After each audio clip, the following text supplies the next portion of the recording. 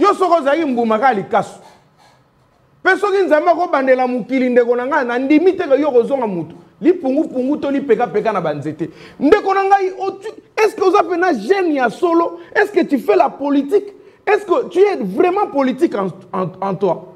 Donc tu me dis aujourd'hui que Félix Tshisekedi a renommé moi parce que c'est ça l'ordonnance. Oh, mais c'est ce qu'il est en train de dire. Donc Félix Tshisekedi a renommé ma carte. Ce sont des injures. Donc pour naïe, Tikaya, l'État nommé, ce sont des lois. Ah oui, c'est ça, non? Oh, le rotabato, Sika, faut ça l'entraînement dans la radio.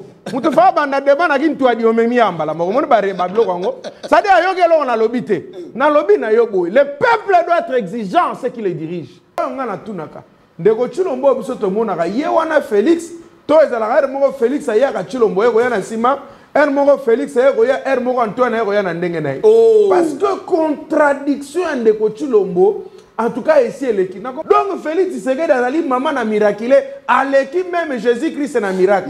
A nommé ministre oyo asilisi na faculté oyo ezalaki na université te.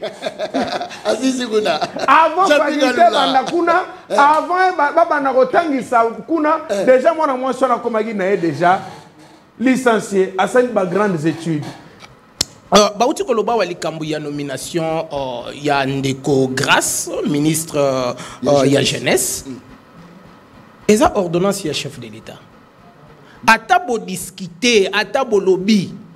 Grâce Koutino azozwa succès dans nos autres. Est-ce que vous avez qualité à jeune modèle Ndeko Nangai? Oyo ko na politique na moi to likamboli. Oh. Mais non, est-ce que ce que zala qui na place à Lumumba tonga to so indépendance yo? Oh. Ce que vous avez la place à perdre de l'indépendance, on va réfléchir boye. Oh. C'est-à-dire on va le baquet, roi belge a joué décision na et sa décision na. C'est ça on est en politique. Et bah j'ai abonné to évoluer on a politique. Et on a isolé Martin Fayulu. Pourquoi bah Monique a commis proche il y a Félix Tshisekedi. Et puis Félix Abouakissi est selon yo. Oui, Félix Abouakissi. Pour la nini. Aïe ba proposition. Aïe nango, et ça ma proposition il y a Senko. Oh. Or Senko a za traître. Oh. Na SSC c'est connu de tous. Mais attention la balégation. Ah non. On l'a dit Félix Tshisekedi Abouakissi Fayulu. Oh, ba yo kana gini. Yo za makambo ba yo kana gi. Ba tselo yo kana loko mokote. Ba solo li loko la bandeko. De toutes les façons ba za binemité. Ngana yo pe to za binemité. Nous discutons sur l'intérêt de la nation. Alors, Fayulu a dit ceci. Ne mettons pas la charrue devant les bœufs. Mes intérêts ne priment pas sur l'intérêt de la nation. C'est-à-dire, commençons par trouver la solution pour la balabala et après tout la solution à biso. Félix a souhaité n'andenge na yemoko. Akende kosala révision ya monteur, ya avion, na ba pièce ya kala ya pousu. Ils sont bien la même chose.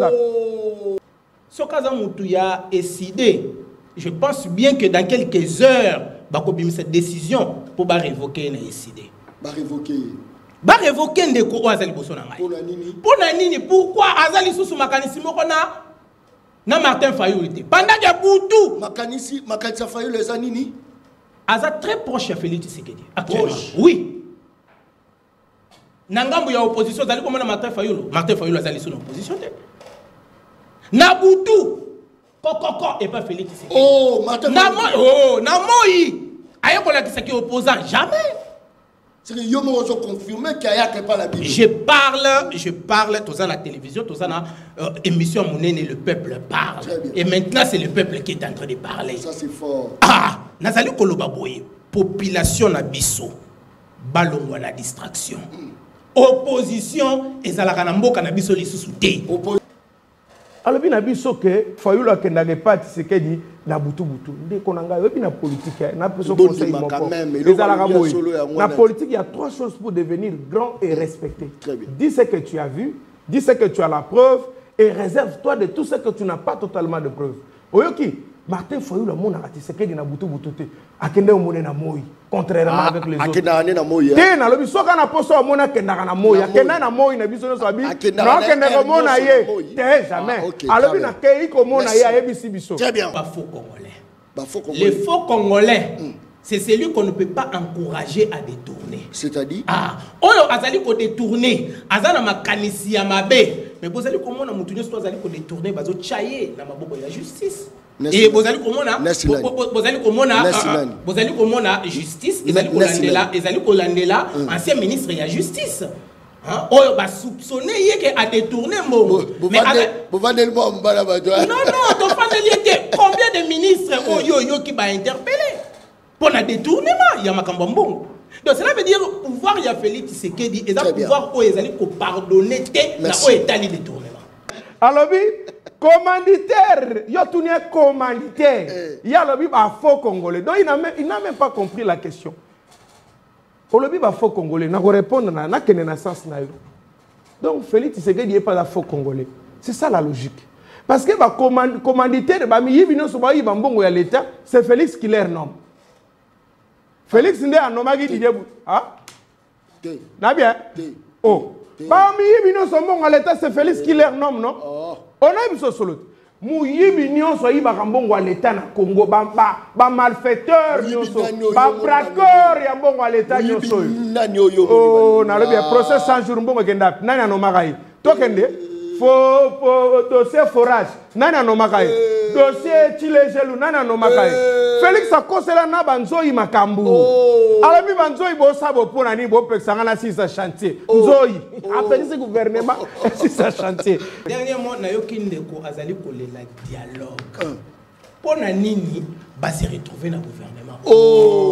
Bah moi bazali comment na seul moyen ya ko se retrouver c'est le dialogue mais aye bakayango dialogue ekozalate so matana mutuka te chauffeur ana quit dialogue ekozalate so matana mutuka te dialogue na forme il y aura dialogue dans ce pays il y aura dialogue na forme sans dialogue il n'y aura pas la paix c'est lui qui va convoquer le dialogue c'est le chef de l'État oui on a dit qu'il convoque mais il n'y en aura pas convoquer le modèle au niveau de Lukaku. Non, modèle de partage à gâteau. Modèle de partage à gâteau. On s'est retrouvé, c'est pour cela. Qui t'a dit ça? Oui, c'est vrai. On s'est retrouvé. Yo, on s'est retrouvé. On s'est retrouvé. Yo, il va dire qu'on va souffrir. Oh, il va dire qu'on va pas ministre, va nommer au thé. Qui t'a dit ça? Nous, on ne se bat pas pour les postes, on se bat pour le terrain de la nation. Ah, arrête les mensonges. Démocratique du Congo.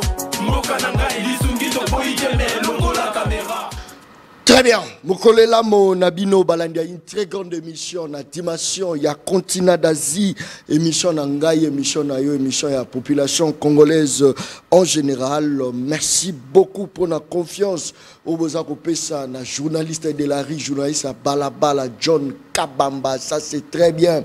Balabala Ezako Tuna. Est-ce que mon colonini va ressaler les banzela malamu, mon colonini sécurité au kota la balabala, mon colonini wenze na biloko ko kita, mon colonini mituna eza moi et belé. Pourquoi bakipaka balabala te?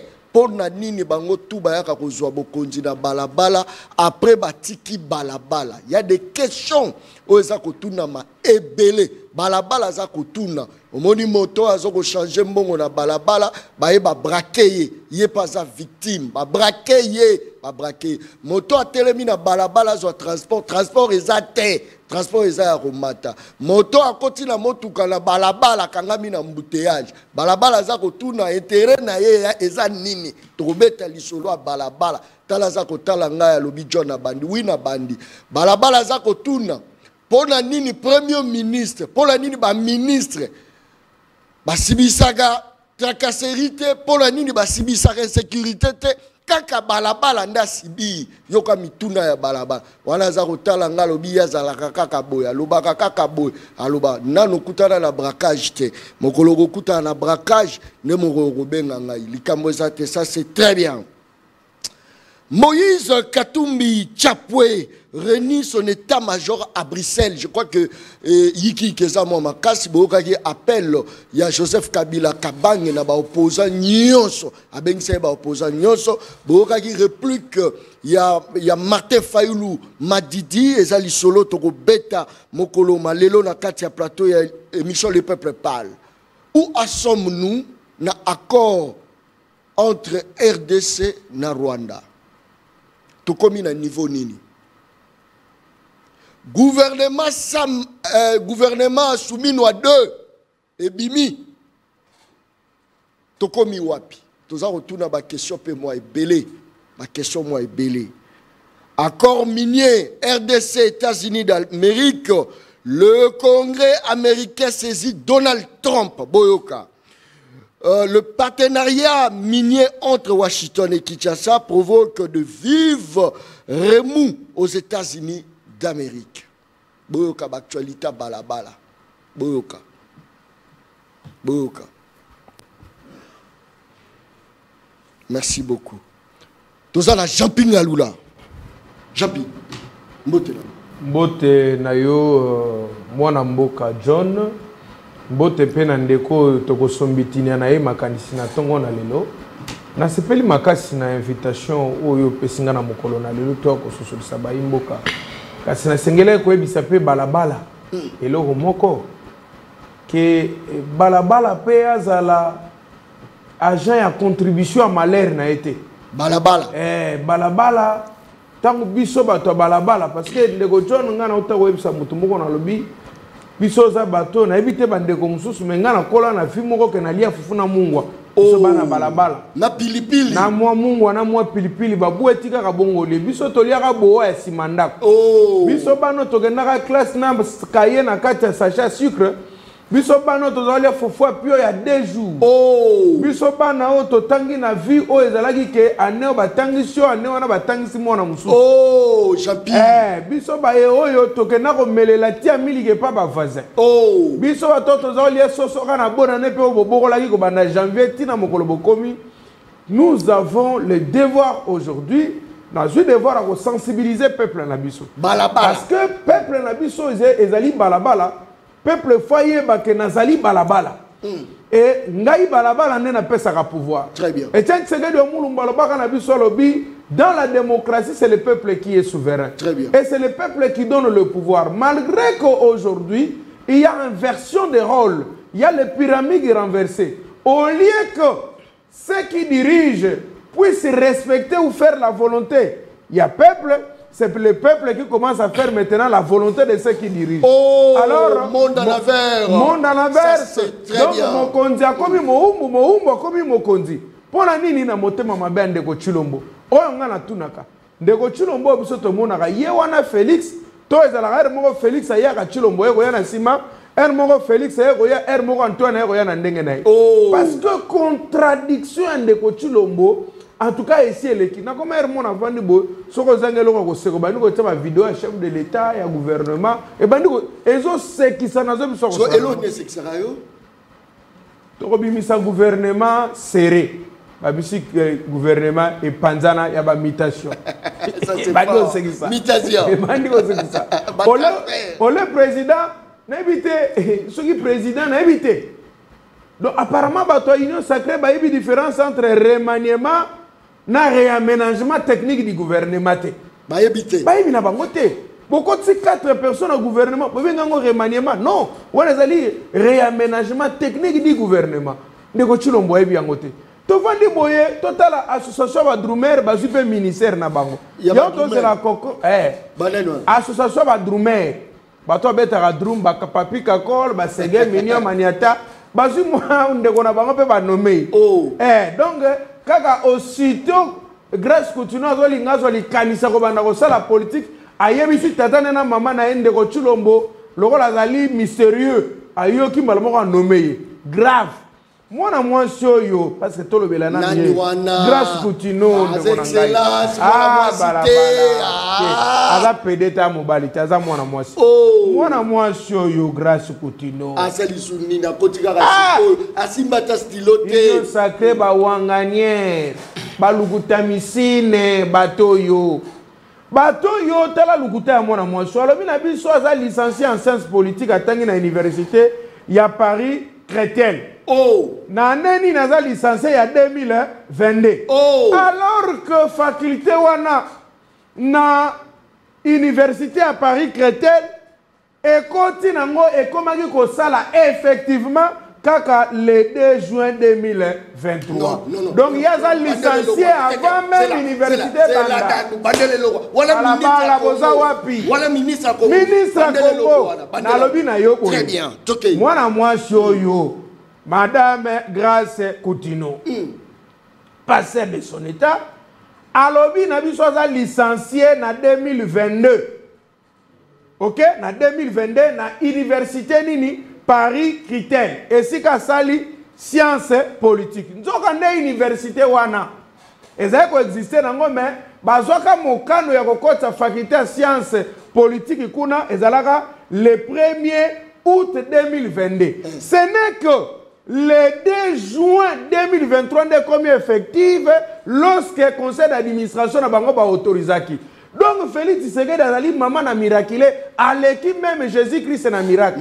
A nommé ministre oyo asilisi na faculté oyo ezalaki na université te. Asisi kuna. Avant faculté banda kuna, avant banda kotangisa kuna, déjà moi na moi sona komaki na déjà licencié à cette grandes études. Ndeko, yango na obele la balabala. Balabala oza wapi. Balabala soit ba responsabilité na yo. Biso tozo koloba mais balabala. Balabala qu'on ne libère pas un peuple, le peuple se libère. Ça c'est fort. Balabala nda signaki contrat social avec Ndeko Chilombo. Très bien. A signé ki na ba sama lokonde na banani te. Balabala signé contrat ya ko gérer mboka. Non, mais c'est Félix Tshisekedi Chilombo. Yende Azali, redevable, c'est à lui qu'on doit demander les comptes en 2028. Balabala ozo salanini. Très bien. Balabala ozo la moulile ozo le belo côté. Balabala ozo mela maïté ozo sale le côté. Balabala mboke ozo kende ozo sale le côté. Balabala bagote ka minéré no sale le côté. Balabala bazo nommé yote ba nommé batapoto balabala le belo côté. Balabala lingi nini ozo bokola pasi na yo balabala. Merci beaucoup. Balabala bola muka. L'ère de la révolution est venue. Merci beaucoup. Toko traquer toko tele maloko la motomoko. Merci. Après le pouvoir de Tshisekedi. Merci. Motono so lataka banko sia Mobutu. Aye ko lata même elongi papa. Balabala ye. Même elongi na ya mutu. Elata banko sia Mobutu. Na photo ya Mobutu. Aye mi Mobutu c'est ko wendo mutu wazaba. Alongo ko lata banko sia musée. Ah musée. Le libérateur de Congo. Le même mutu ko lata a banko silisus ya Joseph Kabila. A totondi yote les mêmes elongi. Même figure. Merci beaucoup. Bake ko lata oyo ya. Merci. Félix Tshisekedi Chilombo, renouvellement de la classe politique congolaise. Nous sommes en route, nous venons. Tozo bengana batata nyonso ya 60. Merci beaucoup. Dans la sensibilisation pour la Italie, recrutement na FRDC, baké na balabala, baké zo abajé na balabala, recrutement. Bisone zotoya. Dans la coordination, bacha ke zo mwana na yachi. Bachi achi mwana. Bozoka. Voilà balabala. Mais balabala on sala nini? Bazo manipuler. Balabala zo responsabilité na ye. C'est-à-dire balabala que akoma exigeant non, balabala doit exiger. Na pesa ki yozo sala ndenge to kanagite. To sala nini balabala fa boto na yo. Balabala fa benga na yo. Balabala fa zo ba responsabilité na ye. Mais balabala tiki na ye to sala nini biso to zolo balabala on sala le côté parce que to zali na position ya ngana pesi balabala répondre au azalé ko sala mabe atiki à exécuter. C'est comme ça que tu faut travailler. Mais balabala quoi atiki le klabiso combien kilo. Merci beaucoup. Balabala. J'aime la riz. Balabala. Tout élément. Tout défendre maï na courant. Tout tika au défendre ba individu na ba coin. Balabala. Bomoni. Na Koutino abimisi mwana ne ministre Koutino mwana bimi ministre balabala yoka ka polémique tangi kelas tangi nyos yo vando contrôlera John il n'est pas professionnel yo professionnel ba nommé yote ba Koutino tini mwana ba nommé yo zakaka John wana na mona ki clair te okoma ko comparer ngala ba journaliste nyonso nga ko comparer nga ba journaliste Congo te na faut comparer nga ba journaliste libanda pour bitumba to bunda katite ya libanda avec l'ennemi. Yo vandi wala ka oya lekiye yo mgoni pe ba kolobake yo leki muninga mobeti scrabble na dame azotala ngali susu distraction. Merci beaucoup, très bien. L'homme Mbote Ndeko John, et je pense bien que ça fait très longtemps où on a se présenté dans le plateau et je salue Batunyo surtout Bazali Kolanda Bisona Bandaku et je salue aussi émission Baleine où ils allaient combattre na balabala nyon surtout yo mon copé journaliste ya balabala Nazali un peu saluer bravoure ya co-débatteur nangai ou aza en face nanga. Auti koloba moi ba makambo mingi a touché par-ci par-là et mingi a touché gouvernement Judith Souminois 2 par rapport à la nomination à chef de l'État. Alors il a fallu qu'il y ait modification par rapport au gouvernement. Il y a eu l'inefficacité du gouvernement Souminois 1. Alors il a fallu qu'on puisse recadrer les choses. Alors chef de l'État et Sengela qui a changé pion mususu. Et ils ont revenir na président de la République atala que na tel secteur et tambolité acha mutunini. Na tel secteur acha compétence nini. Et c'est ce que le chef de l'État a fait. Et nous saluons cela parce que nous allons comprendre que à chaque fois ça ne marche pas, il y a quand même une solution. Au Yemoko, le président de la République a dit quand même. Bauti koloba wali kambu ya nomination ya Ndeko Grâce, ministre ya jeunesse. Et ça ordonnance ya chef de l'État. Atabo discuter, atabo lobby. Grâce Koutino azozwa succès dans nzoto na bino. Succès. Oui. Azali mwana mwasi oyo ayeba na kité. Olingi oye bisanga ke na kati ya ordonnance ya chef de l'État bilongi ya sika bazate baza. Pourquoi ba lobela bangote? Lelo oyo Grâce Koutino wana nga naza défenseur na yete pe nazo sala ki dia lelo te pona ye. Mais lelo oyo bandeko o bazali ko critiquer Grâce nomination ya Grâce par rapport ya ba étude na ye par rapport ya ba réalité mususu ya Congo ayebité mais ba yeba bien que bazali ko pesa ye gaz. Nga na ko pesa ye gaz te. Aouti koloba awa likambu ya a touché yo za moi proche na bango critère nini oyo bachaka moto po koma ministre ezaka po za mwana bachi aza mwana kamere aza mwana ya soki ya nani ne bachela kato ya non critère ya liboso critère ya liboso o bachaka moto ministre eza par rapport ya compétence. Par rapport à la compétence, Ndeko John, Toganga Kawali Kambu expérience. L'expérience s'acquiert. Moutou akoki kozwa expérience tout en travaillant. Et na kosala musala ne esika bazali ko kozwa expérience. Lelo oyo bandeko o bazali ko critiquer gouvernement na ebité ceux qui co-débatteur nanga azaya mpanzini. Mais nous sentir déjà que Aza Moutou ya la mouka, nous sentir ah voilà.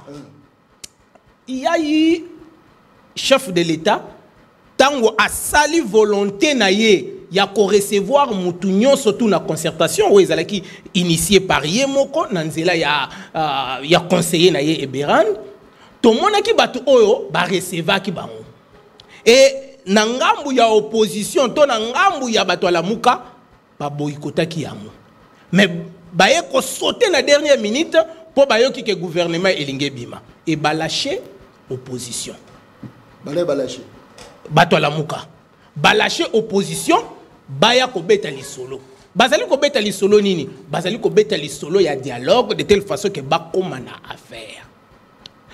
Moi, Mbulungana ozali komona agitation ozali ko sala na plateau na yo, c'est parce que ba se retrouver té et sika ba yeba ki ba ko se retrouver. Martin Fayoulou na bandeko o bazali tout autour na ye d'ailleurs ba kondana ki ye ba bi ondenge nini biso to se retrouver. Et penge abandaki ko s'attendre à la ministre. Dede Alex abandaki ko zela akoma ministre. Kitoko abandaki ko zela akoma ministre. Et ils sont trahis. Et le chef de l'État a lobby composition ya gouvernement et causalité par rapport au dialogue. Et causalité par rapport au dialogue. Et ça la anine.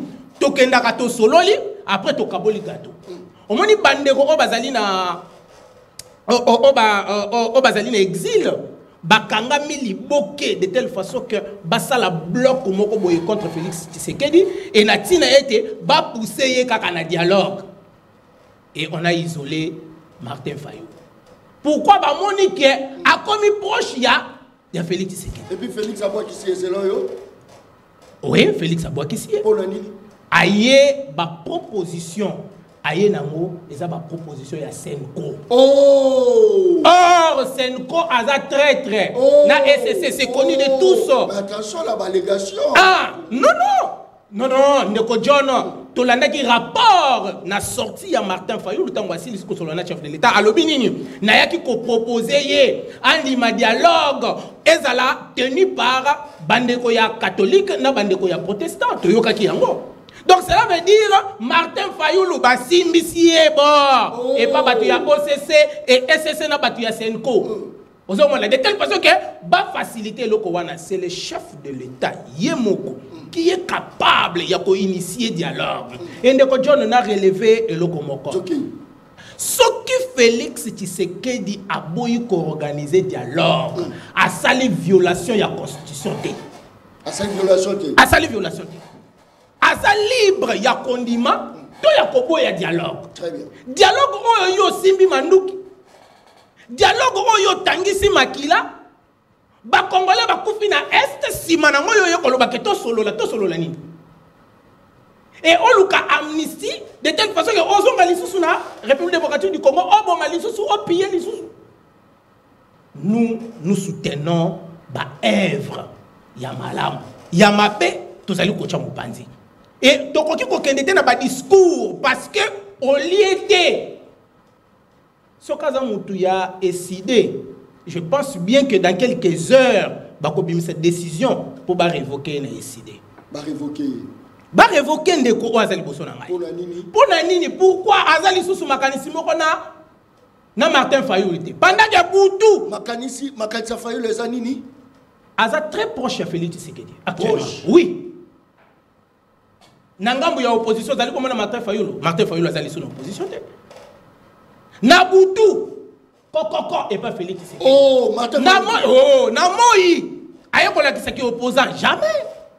C'est que yo mo confirmé qu'il y a que pas la Bible. Je parle tous à la télévision, tous à la émission Monene le peuple parle. Et maintenant c'est le peuple qui est en train de parler. Ça c'est fort. Ah, nazali koloba boye population na biso balongwa na distraction. Opposition ezalaka na mboka na biso lisusu te. Opposition ezalaka te. Na Moyi il est du pouvoir, na Moyi aza opposant na Boutou il est du pouvoir. To se fier na maloba na bango te bazali koya koloba ba maloba ya sukali ba la kisake baza ndenge moko na bino bazali kola bino ke bango ne baza ya balabala biso pe toza ya balabala. Bozala balabala so bosale li balabala. Ah, toza insécurité za makasi braquage za makasi uenza balabala biloko ya Ndeko John yeba yango il n'y a aucun pays au monde où ezangi insécurité. Ah, mais esengeli kosala nini kopesa ba stratégie pour na communauté yango. Ce qui otali bien deuxième mandat ya Félix Tshisekedi. Maintenant il faut pas pesa ba stratégie. La stratégie, le gouvernement est là. C'est le gouvernement qui détermine la politique. Il y a conduite, il y a ministre, il y a trop basé pour travailler dans chaque secteur. Ndeko John, pour le bili kambuya banzela awa bandeko bazali ko souffrir. Mais vous avez vu dans le deuxième mandat à Félix Tshisekedi comment est-ce que baroute secondaire au binomoko ba journaliste bolela dans le passé et actuellement ils allaient kotongama ne fût-ce que pour cela vous ne pouvez pas applaudir et vous allez kotala ba militaire salaire na bango et les loyo veuve militaire ce qu'on a côté le Félix Tshisekedi à cause de talibanga tetu veuve militaire pourquoi parce que na tangu yakala veuve militaire ne recevait pas l'argent. Aujourd'hui, les veuves sont payées. Très bien. La carte République démocratique du Congo. Veuve à payer. Oui. Ouais. Veuve militaire. Veuve militaire. Ouais. À l'époque, à Kabila, je me souviens, Bando soit combien? Bando soit 30 000 francs, 25 000 francs. Les lots, au-delà de 100 000 francs. 100 000 francs. Ah. Les beaux blessés de guerre. Ils sont payés. Ils sont aussi payés. Ah. À l'époque, à Kabila, et aujourd'hui, un militaire touche $500. Ce qui ne se faisait pas. Non, non, non, non. J'ai mon frère, je dois témoigner cela. J'ai mon frère qui est à l'Est et il est capitaine Azana Katia Bitumba. Et je salue son courage. Et il touche combien? Il touche 500 $. Oui. Oui. 500 $. Oui. Yo, tu as un problème dans ma foyer.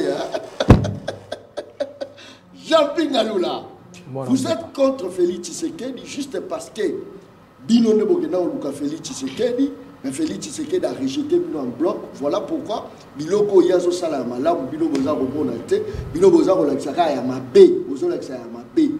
À lobby, l'issue à lobby, Fayou nous sera la dio bien Rubenganayo, parce que Bozo le langage de mon côté. Fayou est le plus proche à Félix. Nabutu, d'ailleurs, on a précisé que lobby n'a 0 R. Fayou n'a pas Félix à toquer porte. Mais Nenganini, Nabutu, n'a pas Félix, mais Natongo, Nabutu pas Félix, Natongo, au homme du peuple opposant.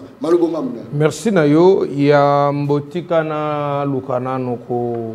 Sokola Bosambulu Andeko, parce que je l'ai vu pour la toute première fois au plateau de oui, il faut s'actualiser.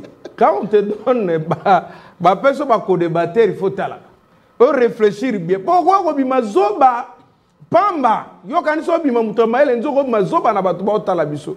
Vous savez quand on vient à la télé, quoi on ça la sentimenté. C'est-à-dire aux na makambo kala yo kan solo makambo sika.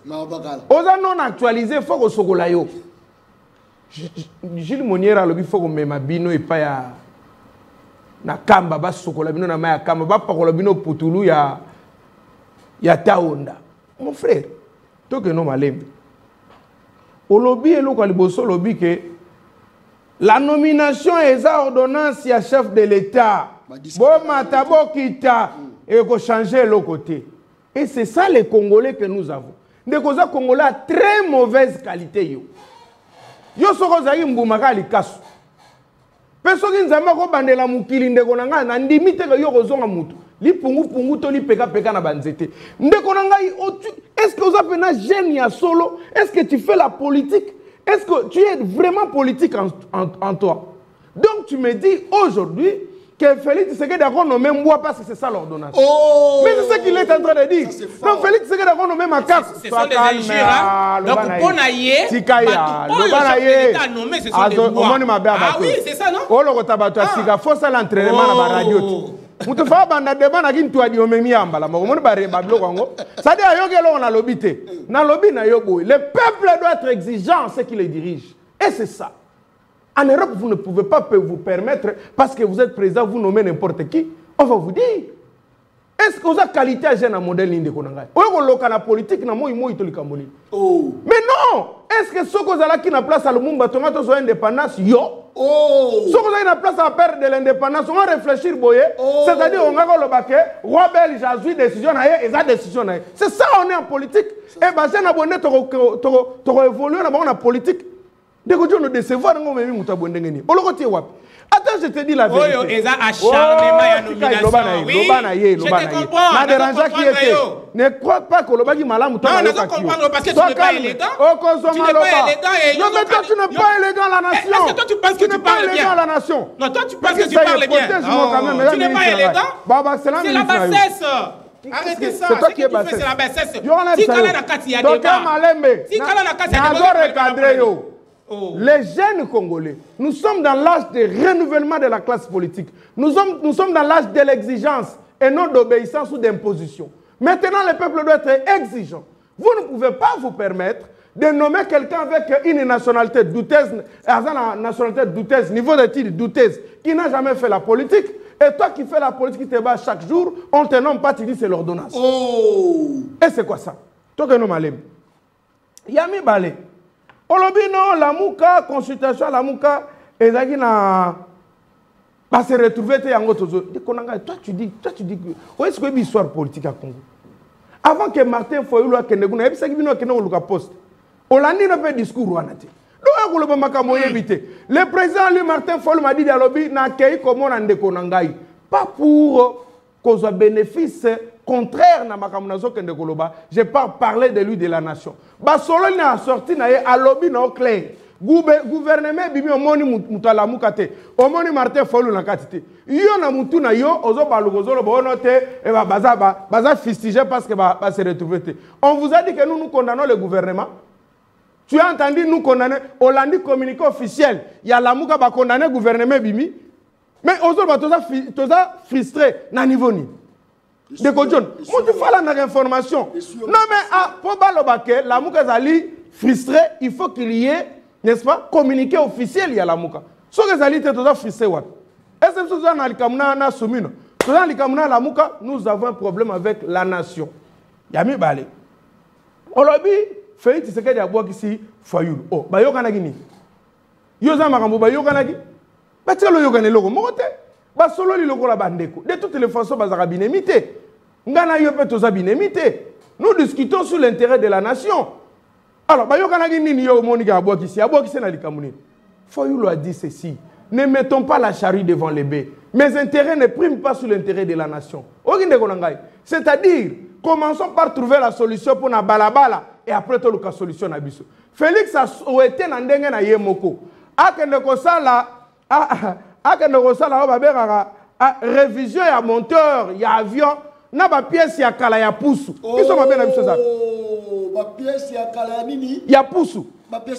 C'est-à-dire que au lieu mais yo kana bisa yote omoni mutu soko segmenter monteur bon segmenter monteur bakenda kozo ba pièce ya sika ba tie mais awa bazo segmenter monteur ya avion e pumbwa likolo na ba vie ya bato ebele bakako lokota ba pièce ya pusu akale kufa ba ekotia. Quand vous prenez par exemple mutu lokola tous par exemple, n'a pas ce exemple.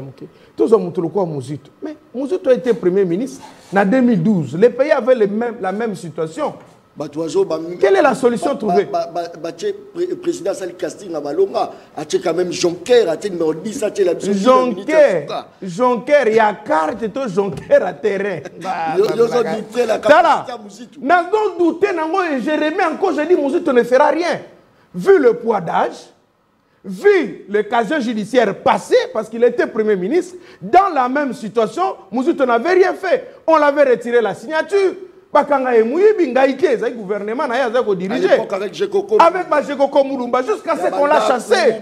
Alors, hier, a remplacé papa à Moukolo Gizen a fait sa bourse. Moi, j'étais à l'université. Mais lui qui était jeune n'a pas pu nous donner le bourse. Oh. Alors, maintenant, donc, il n'est qu'on a aussi la nanaï lelo. Si la nanaï. Lelo, non, aussi la nanaï. On l'a pas TV. D'abord, on a français, Mabé. On l'a vu l'intelligence, c'est ça qu'est. Ils ont raté. Ils ont l'émission. Donc, on a un problème français. C'est-à-dire, le niveau cognostique, la constantanéité de la congolaise grammatisation, la grammatisation des mots, le vocabulaire, l'expression orale, pose problème en vous. C'est là sokolo soko. L'intelligence, ça qui est.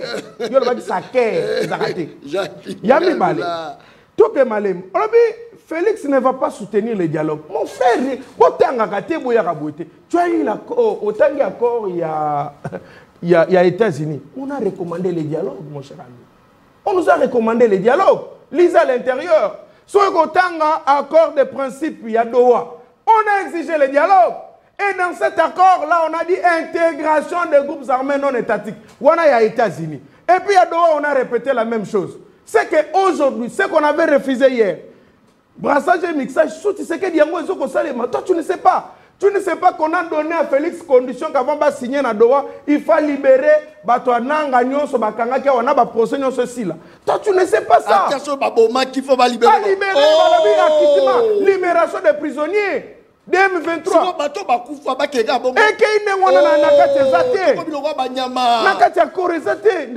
pourquoi merci beaucoup. Non, non, Egodala, deux mots dans les deux mots dans alors, je lui dis, Félix va soutenir le dialogue, Yami Balé. Il a dit que Fayulu n'avait pas ce qu'il dit, na butu. Dès qu'on a une politique, na politique, il y a trois choses pour devenir grand et respecté. Dis ce que tu as vu, dis ce que tu as la preuve et réserve-toi de tout ce que tu n'as pas totalement de preuve. Oyoki, Martin Fayulu mona Tshisekedi na butu te akende omone na moi contrairement avec les autres akenda na moi te na lobi soka na poso omona kenda na moi akenda na moi na biso no sabi na kende ko mona ye te jamais alobi na ke iko mona ye ayebisi biso très bien et puis awa lokola yo ko seli ba soda makamu yoga na elo na bisa ba soda nyonso a Congo FARDC ba militaire ba policier bino ba femme militaire tala yeyo agent payeur ba militaire yeyo alors il besoin $500 donc 1,2 million Kindoki ikonanga John président du serment 1,250,000 la soda bazo donc soda zo kamwa yo ba lo retourner nzela ba beto film évitez avec ça mon frère non c'est pas possible y a-t-il un Congolais militaire à ce va doubler salaire na bango c'est vrai mais ce n'est pas 1 million bazo ko améliorer condition na bango mais ce n'est pas $500 en France ça 1,2 millionnaire par la oh mon gars ba militaire on millionnaire. Très bien, merci beaucoup pour la confiance. Vous avez ça jouer ça balabala, les joueurs c'est de la rue. Si c'est et nous dans le Bible, s'il n'y a pas dialogue à ce net moment pour la crise, qu'est-ce que vous allez proposer? Ok, merci beaucoup. Avant yanola na mutuna na yo na mikampe ko recadrer ndeko oyo azana agitation makasi tozana climatiseur na plateau na yo mais yazo toka tala nde chemise poli déjà likolo ya nini yo za logoute caméra zo tala bato chemise za poli Déco John. Il faut rétablir la vérité. La haine. S'il vous plaît, s'il vous plaît. Vous sentez la haine. Vous savez, ce qui est dans le débat, il faut qu'on tique à la débat. Très bien. Et des fois, même si on a pour le français, à hôtel et quand il cherche à me corriger, qu'il y a le bien. Parce que tu as répété ça. Malo barapé erreur, tout le monde sait ce erreur. Malo barapé erreur, tu vas commettre erreur.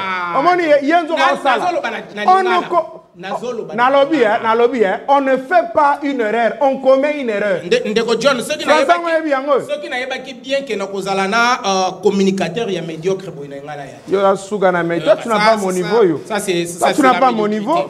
Alors, Ndeko John, na plateau na yo batu ya boanya ndeba.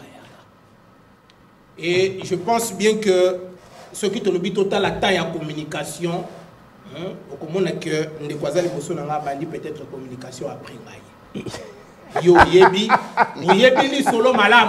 Très bien. Oyebi ni solo malam. Na ko commenter parce que le bic oye na communicateur asika. Donc je ne suis pas nouveau na oetali communication. Il ne peut pas communiquer plus que moi. Où tu ko tunanga mutuna awa par rapport ya dialogue. Ndeko John tsikana yebiso que il y a tozana crise sécuritaire. Tozana crise politique. Et crise sécuritaire wana to yebi origine na. Ba voisin na biso baye ko attaquer biso baye ko agresser biso na kati ya mabele na biso et aussi longtemps toza infiltré na kati ya armée na biso armée o ba police ça déjà depuis kala na ba infiltration oyo utaki na ba mixage et brassage moi na mboka Félix Tshisekedi dans le bilan il faut mettre l'ennemi na polele ya batunyo surtout ba monayi ba o ba bandaki ko condamner Rwanda te na Paul Kagame. Aujourd'hui, Félix Tshisekedi a lobby tout haut. C'est Kagame. Nemutoza Kolo M23. C'est que bilan obino bo présenté en 2028 que Félix nda sali po ba mindele ba ganga keza Rwanda. Mais pendant que Goma na Bukavu eza. Mais avant 2028 siège ya M23 na FC ya Nanga et kozala lisusu na République démocratique du Congo. Bientôt bazo kanga bisaka na bango bazo. Na moyen nini? ndeko auti koloba wa moyenne nini ba okanga bisaka ba mais déjà la kati ya ba accord. Oh, na ba accord ndé. Déjà la kati ya ba accord. Nous avons pas une armée capable d'attaquer. Nous avons une armée. Nous avons une armée. Ils se défendre. Ils se défendre. Ndeko John. Derrière Rwanda, tu connais la vérité. Derrière Rwanda, ils ont la communauté internationale. Quand on la communauté internationale, ce ne sont pas des pays. Ce sont des individus qui sont très puissants. O bazana ba misolo na bango ebele basala bloc na bango et batouana ne bazali ko financer Rwanda pour nous attaquer. Et donc quand on parle de communauté internationale, les gens pensent que c'est la France, c'est les États-Unis, mais il y a des hommes puissants sur le plan financier. O bazali ko kamata misolo na bango na bazali ko tia enjeu pour na ko yiba ba minerais ya République démocratique du Congo. Et Félix Tshisekedi a étalé bango na mokili mobimba nde omoni tolingi to attaquer États-Unis le bino esengeli na sobisa bino nde abengi Rwanda abengi République démocratique du Congo na kati ya ba accord bazali ko signer la République démocratique du Congo nazo yebisa ndeko soka yebi kotanga te akende kotanga accord wana mixage et brassage exacté on parle démobilisation des forces salariales. Basel par ça la intégration et intégration là ce n'est pas tout le monde, on va étudier cas par cas à quel niveau la accord wana et accord wana ezali ko refuser batu oyo ba simbi minduki amnistie na bango batu ba simbi minduki pour la koboma ça sera traité cas par cas, ce n'est pas tout le monde. Oh c'est dit ba obimisa ba bomité.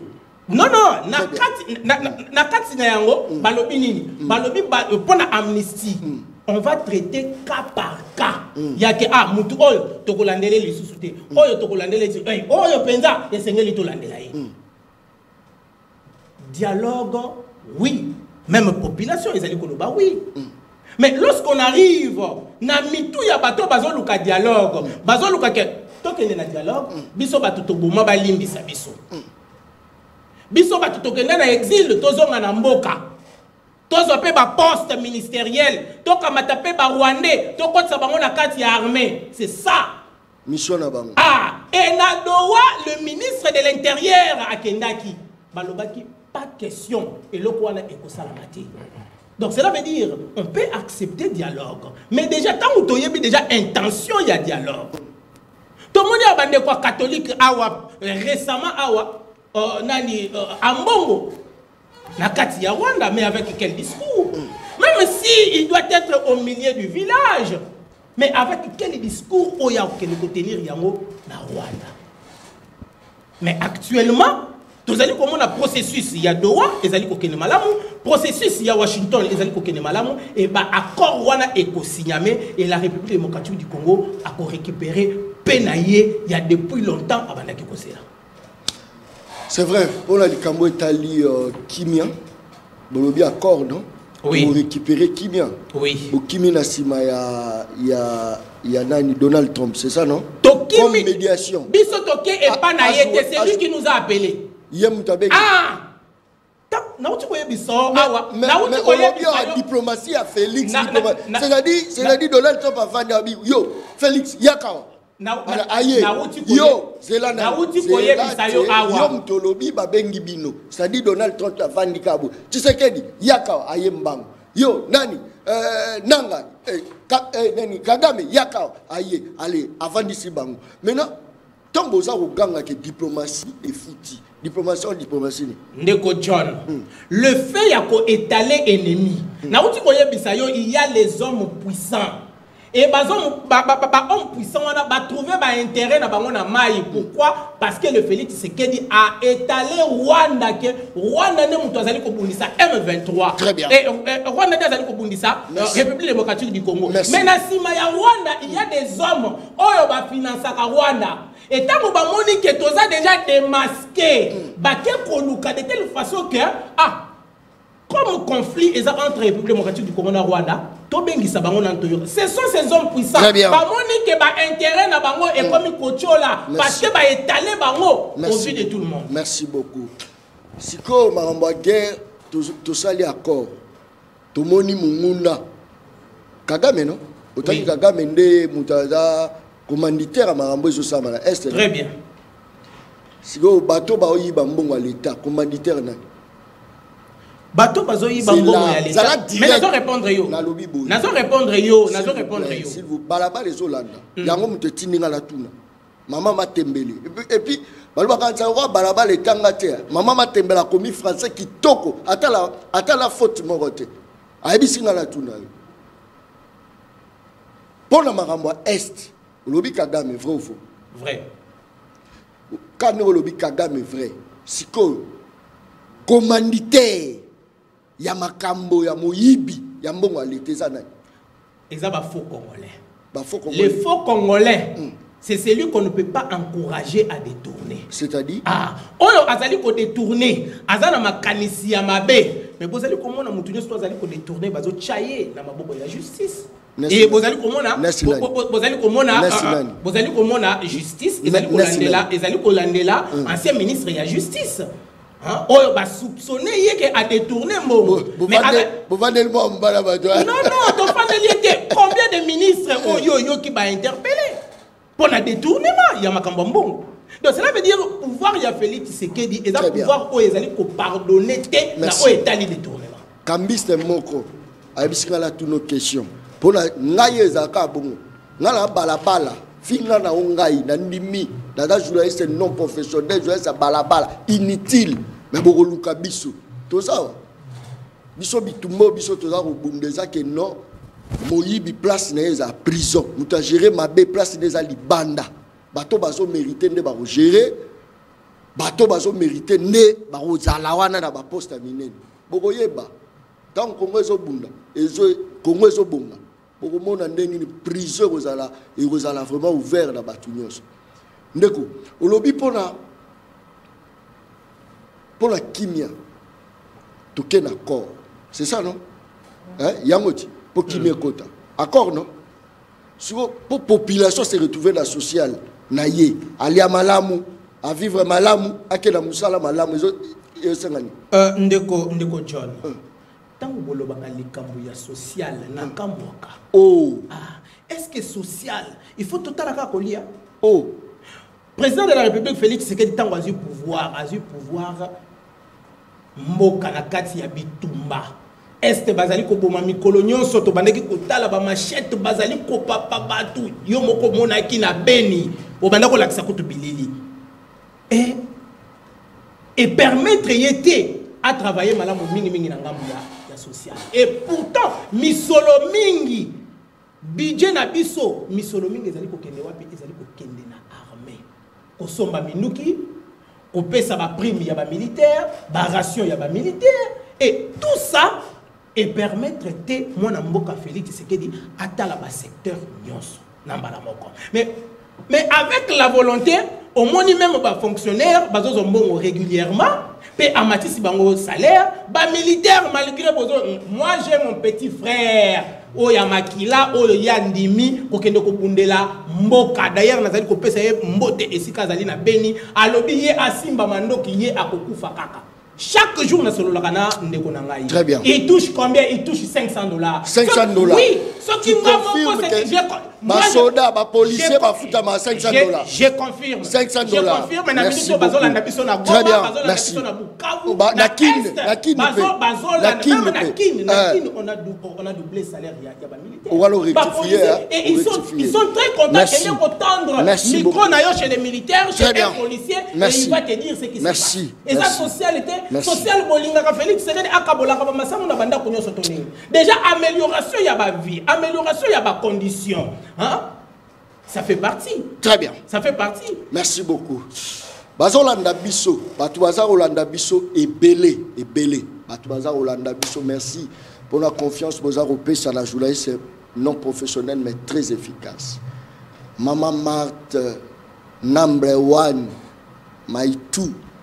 La PCO Mbot, Maman Marthe, na pesi yo aza kotala ngai alobi na bandi kasi na bandi te Maman Marthe mbote na yo merci pour la musala kitoko encadrement nyonso lelo tala to komi pe bato na pesi yo mbote Maman Marthe na pesi yo mbote a rotuna ngaza nani yo lingo ye bara likambo zate très bien Jean-Pierre Nalula ndeko balobi bino bo diembela na sima il y a succès ya Félix Tshisekedi parce que Martin Fayulu a sous l'ancrage populaire Martin Fayulu a sous la peuple Martin Fayulu a en dessous de la moyenne à mon que Félix a sali diplomatie lelo Donald Trump a connu que tanga biso na avantage à l'ingisco a diembela parce que Félix veut maintenant atteindre l'objectif parce que l'objectif de Félix Antoine Tshisekedi c'est la paix, l'intégrité territoriale de la biso nyonso.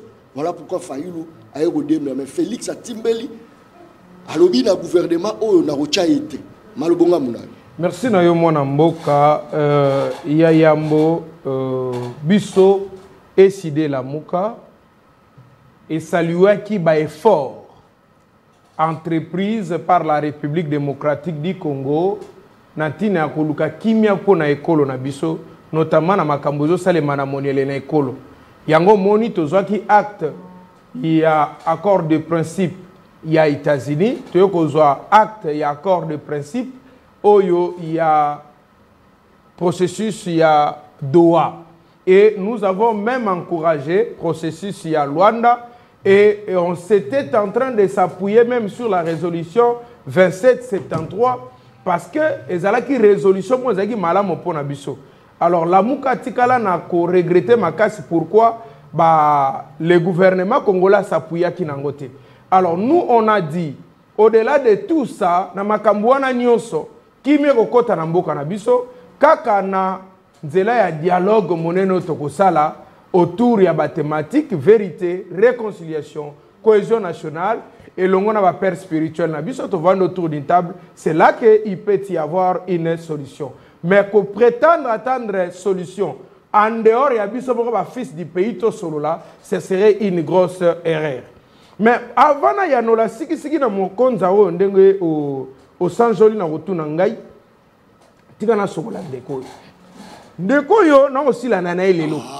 Bato Moussofo qui me savango TV. Oh, Japi. Parce que le problème c'est quoi? Le problème c'est que puis surtout sur la même malilité toi nelanga. Oh. Toga ko repasser va faire à makala pauvre régime na bango kandi biso kura, n'est-ce pas? To sokoli mali bulu to meli mali bulu po bazangi ko pesa biso mai ya régie des eaux.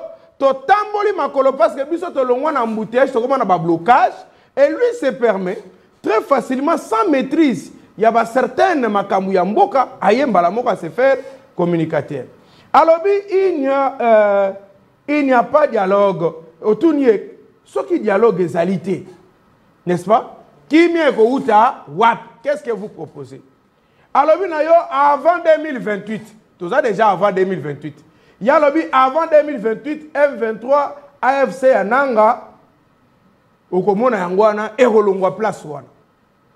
Mende konangai ozu yango wapi problème nango nazana yo eza ozu yango wapi makambo ya gouvernement na ba rebelle soko lingo ye bango malamu soko zo tambola zo kende ndenge nini il faut ko tiaka mato ino pe ko tanga makambo sale magana États-Unis na o sale magana Doha na désaccord wana ndeko nangai nili part batrali kokoma noir sur blanc que M23 kanga bisaka longwa c'est ça même l'objectif faut on parle bien des engagements. Des engagements, là, ici, des logements. On prend ma français, ça, alors, écoutez, quand vous avez ce téléphone à maison, pardon, mais c'est un peu quand même. Vous avez un téléphone, désengage-toi de ce téléphone. C'est-à-dire, tu peux déposer ça ici. Vous avez un caca. Mais on va le dire, désengage-toi, déposer out. Mais quand on dit quitter, n'est-ce pas? C'est-à-dire, l'ongwa wana kende. Dans ce yolobi balobi bakolongwa bakozala lisusu te. M23 répondait que biso na AFC balobi que na bakor to signé eloko wana ezalité. C'est là où nous avons dit que ezali ba faiblesse oyo la muka a décrié que bakor non somi balé ezola sa traçabilité à faire guerre te. C'est ainsi qu'il faut dialogue, il y a des Congolais. Pour les catholiques, parce qu'il y a des Congolais, c'est ce qu'il y a des M23 Longwa. Exact. Il y a mis balé. Olobi, il y a un salir chef de l'État, ma cache. Oh! Alobi, tu vas vendre un biso, Trump a bengi biso. Écoutez, avec beaucoup de légèreté. Abi Trump a bengi. Yo benda. Yo Chilombo. Osala gairbo. Abi, tu vas vendre un biso, Donald Trump, abando venga so banana. Chilombo, yaka. Yo nani, Kagame, allez, di boya. Abi ne va vendre ici, bango va sengi biso toyo kana. La souveraineté d'un pays, la souveraineté, la sécurité, la défense, ce sont les éléments de souveraineté d'un État. C'est une mission régalienne d'un État. L'État ne partage pas ça avec quelqu'un d'autre. Il faut lire la notion de l'État en droit constitutionnel ou au en sciences politiques. On va vous dire qu'aucun État du monde ne peut partager la reine de sa souveraineté dans Moutou. Sauf qu'à la RDC. Et pourtant, et ça l'a mis, l'État congolais a sali ma déclaration plusieurs fois. A Sengi même dans le Conseil de sécurité des Nations Unies, va sanctionner Rwanda. C'est ainsi que et aboutir dans le processus il y a États-Unis. Donc yoza lukuta oza na ajouté. Otunié l'auteur ya makamozo ko salemana Ezali nani à répondre au Nindeko pour Ayaza Wanganye. Kagame. Alabi Kagame. Mais on se compte en contradiction à chef de l'État na yo ndeko nangai. Oh. Tu n'as pas na yo. Oh. Mais chef de l'État lobi makamono tozo salemana este muto azali kolona ngonani Kabila. Oh. Ya lobi azali Kagame chala bato. Oh, ça c'est fort. Bandele le roi là. Et le roi les abakati. Bandela. Sali saka bango entraînement na ba radio ata na YouTube abanda biloko kala moi abanda mendeni ayi makambo te chef de l'État lobi boye le patron du M23 le patron du AFC de Nanga le chef de l'État Félix Antoine Tshisekedi Tshilombo a lobby c'est Kabila et les M23 ne sont que des patins. Je ne vais même pas collaborer avec un Sololana Bangote. Yo kolobeza Kagame. On a ça ba confusion. Donc pour na yo même procès na ba sala fo batika ba sala o ya Kagame. Ndeko na ngai. Pour ni o sala bu. Ya misato nazo recadrer ka ndeko na ngai. Batu ni yo balobi commanditaire ya vol ya mbongo ya l'État. Lelo. Ezali nani? Ba faux congolais a raison. Alobi mabete. Ndeko ayekola ko défendre. Te ko protéger te tika ngai. Non na bi tika ngai. Alobi ba faux congolais. Ngai kasi yo tika ngana lo bate. John. So ko kati mission en tout cas na comme Nzambe. O sala mabe peuple ko sepela te. Balabala ko tomboka. Ya lobi ngana zo répliquer o boya ne etkele mokonza suka. Alobi boya. Alobi commanditaire, yo tout n'est commanditaire. Il y a le faux congolais. Donc il n'a même pas compris la question. Le faux congolais, n'a pas répondre n'a qu'un sens na yo. Donc Félix Tshisekedi n'est pas un faux congolais. C'est ça la logique. Parce que commanditaire, l'État, c'est Félix qui les nomme. Félix n'est un nommé qui dit ah? N'a bien? Oh. Parmi l'État, c'est Félix qui les nomme, non? On a eu ce solo. Mouyibi nyonso yiba kambongo l'État na Congo ba malfaiteur nyonso ba braqueur ya mbongo l'État nyonso. Oh na le bien procès 100 jours mbongo kenda nani anomakai. Tokende fo dossier forage nani anomakai. Dossier Chilejelu nani anomakai. Félix akosela na banzoi makambu. Alabi banzoi bo sabo pona ni bo pexanga na sisa chantier. Nzoi après ce gouvernement sisa chantier. Donc ndeko ozokosa. Très bien. Olabi pona kimia ekota na Congo. Est-ce que faut se focaliser kaka na accord? Mais soki kimia ko ya na nzela accord wana mutuna na yo. Obi soki kimia ko ya na accord bongo social ya peuple e ko ya na nzela de. Ndeko zangi réponse. Obandi koloba Félix akuta mboka na guerre. Non, Félix akuta mboka na guerre. Félix n'a jamais trouvé le pays en guerre. Le M23 était défait militairement en 2023. Très bien. En 2013. Parce que Ndak Bazala quitté. Donc, Zela. N'est-ce pas Félix akuta mboka na guerre? Ndeko John.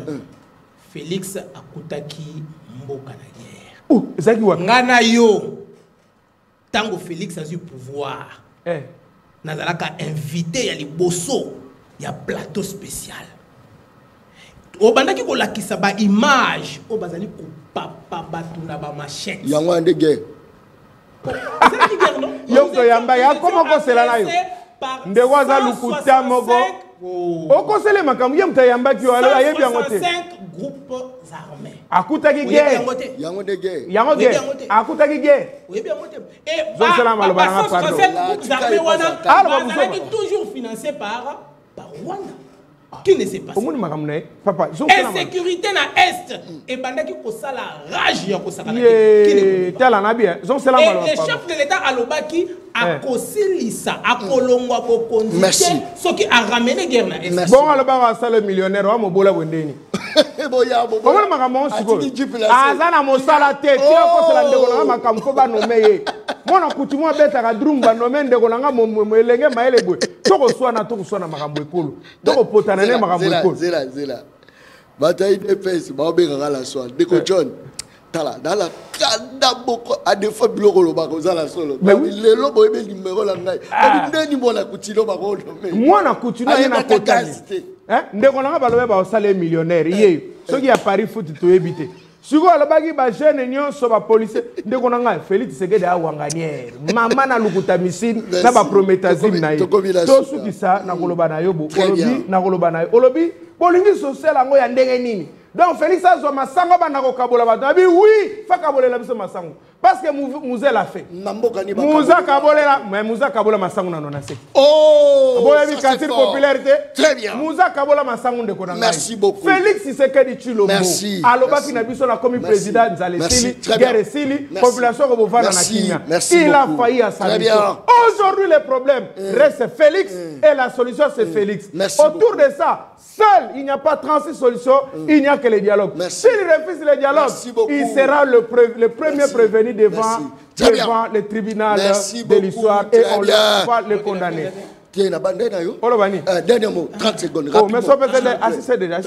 Dernier mot, Nayoki Ndeko Azali Kolela dialogue.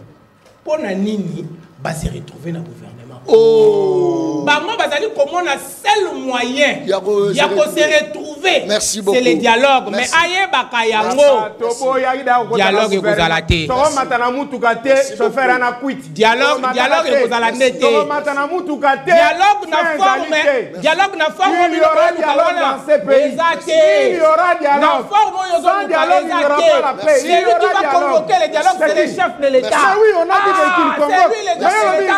Et à convoquer un modèle au milieu de l'Ukate. Non, modèle de partage à gâteau. Modèle de partage à gâteau. On s'est retrouvé, c'est pour cela. Qui t'a dit ça? Oui, c'est vrai. On s'est retrouvé. Yo nous s'est retrouvé.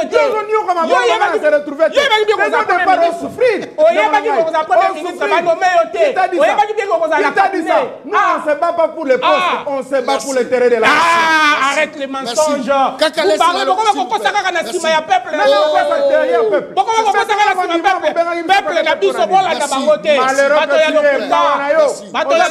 Mauvaise qualité. Nabutu, Ozana Félix, Namoyi, Ozana peuple.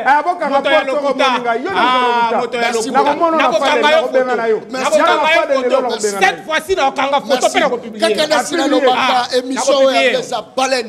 Baleine baliaka e na mokolo moko te baliaka baleine ndambo ndambo moko nini peto go sa yo ndoza lokuta ozo ko diembela sima ya peuple boko maka soki boza faible ale bodiembeli ke toza peuple non binoko merci l'opposition est qui est faible alors si tozo chité papa merci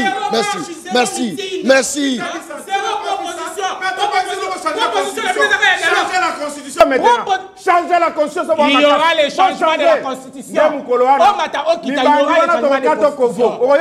Il y aura les changements de constitution. Mais dialogue, il y aura dialogue. Merci beaucoup.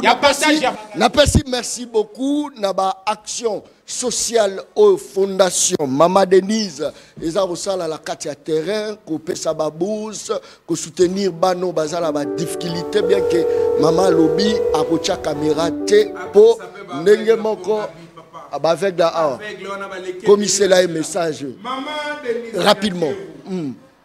Ozali maman ya tomana ya moya ekolo na biso na pesio message ya pasi po na ngai. Maman, na sengi yo félicitations na oyo sala rapona mboka na oyo po sala rapona ba petit peuple oyo sungaka na moyen na yo na ndenge na yo na koti na ba détail mingi te mais sinon na sengi na yo otala bana oyo ba aveugle nyonso bazali na boulevard triomphal na ponga bibaleki ebele baninga na obasi na bana bo melisa na bazemi. Essayez un peu de regarder. Chala ba aveugle awa gouvernement provincial a pekisi bato maladi ba senga kananzela. Mais siko ba okende wapi fondation na yo esunga yo sunga bango zo bango na charge ezali intérêt ya peuple social ezaka na opposition te ezaka na pouvoir te social ezali pour na merci beaucoup maman. Merci maman zo bango na charge et puis ngai na ko accompagner soko lingi na accompagner yo pour le bien-être na bango na ko accompagner. La seule et l'unique première dame aux hommes même opposition à mettre bango d'accord. En tout cas, merci beaucoup, Maman Denise Nyakero.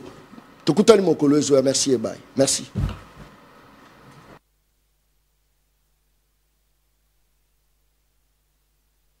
Peuple, Daron Bako, tu parles ma au commis petit peuple.